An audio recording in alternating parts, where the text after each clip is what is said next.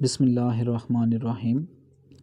عالم تاریخ میں ایک ایسا واقعہ جو کہ ہندو شخص سے وابستہ ہے، جس میں احترام قرآن پاک کی وجہ سے ہندو شخص کی چتا کو آگ نہ لگی، جبکہ کئی من گھی اس شخص کی چتا پر ڈال کر آگ لگائی گئی لیکن پھر بھی آگ نہ لگی۔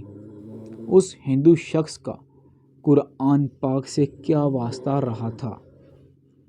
ہندوستان کی تقسیم کے وقت لاہور میں 2 اشاعتی ادارے بہت مشہور و معروف تھے، جن میں سے ایک درسی کتابوں کا کام کرتا تھا۔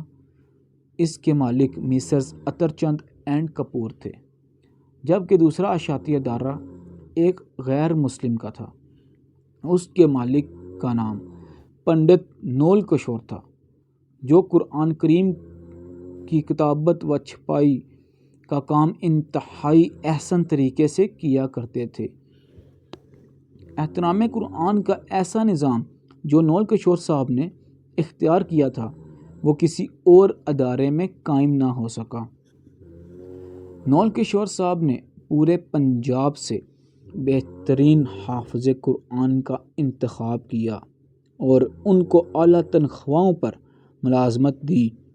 احترام قرآن کریم کا یہ جذبہ تھا کہ جس کمرے میں قرآن پاک کی جلد بندی ہوتی تھی، اس کمرے میں کسی شخص کو بھی جوتیوں سمیت اندر کمرے میں آنے کی اجازت نہ تھی۔ حتیٰ کہ نول کشور صاحب بھی اپنی جوتیاں کسی بھی کمرے میں داخل ہونے سے پہلے باہر اتار دیتے تھے۔ نول کشور صاحب نے 2 ایسے ملازم رکھے تھے جن کا صرف ایک ہی کام تھا کہ وہ پورا دن ادارے کے مختلف کمروں میں چکر لگاتے، اور اگر کسی کمرے میں کوئی ایسا کاغذ کا ٹکڑا ملتا جس پر قرآنی آیت لکھی ہوتی، اس کاغذ کو انتہائی عزت و احترام کے ساتھ زمین میں دفن کر دیتے۔ وقت گزرنے کے ساتھ ساتھ قرآن پاک کی طباعت و اشاعت کا کام جاری رہا۔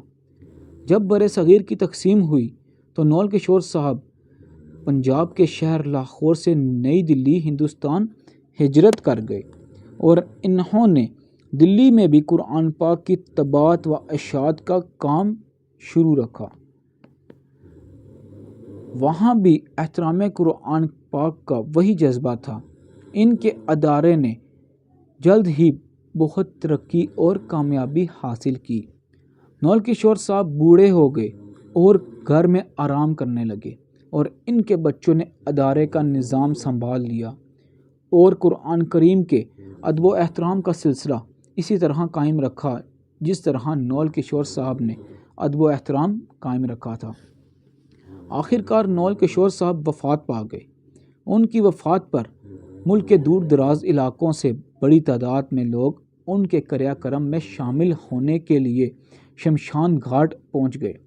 ان کی ارتھی کو چتا پر رکھا گیا، ان کی چتا کو آگ لگانے کے لیے گھی ڈالا گیا، مگر عجیب و غریب واقعہ پیش آیا کہ جب نول کشور صاحب کی چتا کو آگ لگانے کی کوشش کی گئی تو آگ نہیں لگی۔